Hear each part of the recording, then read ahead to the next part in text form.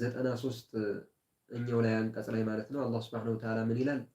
ወመን የቅቱል ሙእሚነን ሙተዓሚዳ አንድን ሙስሊም እኮ አንድን አማኝ የሆነን ሰው የገደለ ሰው ሙተዓሚዳ አውቆ ማለት ነው።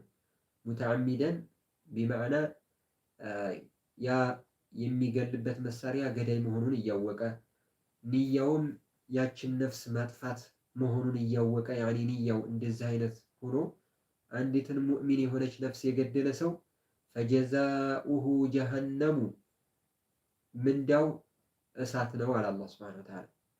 ኻሊደን ፊሃ እሷም ውስጥ ዘውታሪ ሲሆን አላህ ይጠብቀን። ወገዲበ አላሁ ዐለይህ አላህም ሱብሓነሁ ወተዓላ ይቆጣበታል ተቆጥቶበታል ማለት ነው እንደዚህ አይነትን ሰው።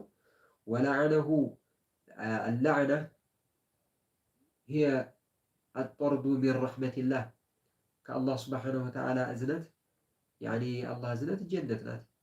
ከሱ እዝነት ከጀነቱ